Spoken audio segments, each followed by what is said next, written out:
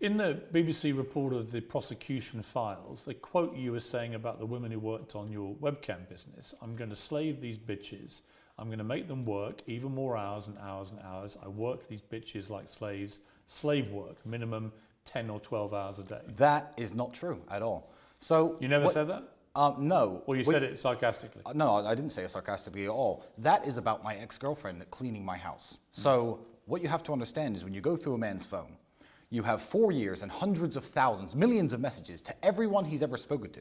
Now this is about human trafficking, my accusation. So anyone coerced, anyone forced, anyone tied up, anyone kidnapped, anyone sold, anyone moved, none of that is in any of my WhatsApp conversations. But DCOT and the prosecutor essentially can eliminate parts of the conversation that he says are not relevant.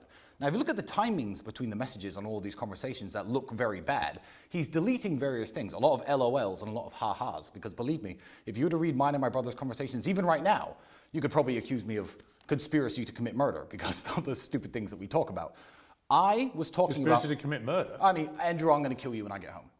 Like things like this, which can be used, in a very negative way. But now, you accept you've used language about women? Loads. I've used worse language. But how do you feel about that? Now it's all been laid bare. Well, it's very unfortunate that I think this conversation is 3 years old. I think our house was messy after a party, and I was saying, "Oh yeah, she's my slave. Don't worry, I'll get her working." Do you regret using language like that? No, I don't, because really, well, last week my daughter's mother sent me a photo of her drawing on the wall with crayons. And I said, ha ha ha, I'm going to kill her when I get home.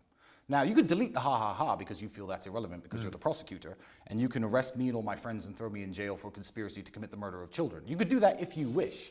But that's not the way I meant it. No, but I'd ask a different question. Yes. I would say when your daughter grows up, yes, how would you like it if another man spoke about your daughter by saying, I'm going to slave the bitch, I'm going to make her work even more hours and hours, I work this bitch like a slave. If someone said that and you saw it actually in a message they sent about your daughter, how would you feel? Well, that's not the best message to have sent, and there's lots of locker room talk. So you regret it?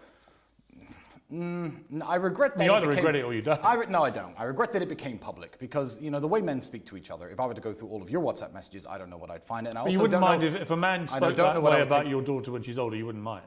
Or you would mind? Of course I would mind, but it depends on the context of the relationship. Do you think it's disrespectful? The girl I was talking about cleaning my house at the time, I'm no longer with her. And also, this conversation is not about anyone who's listed as a victim in the file, which is a very important distinction to make. The girl I was talking about, I was very in love with at the time. I had a very great relationship with at the time.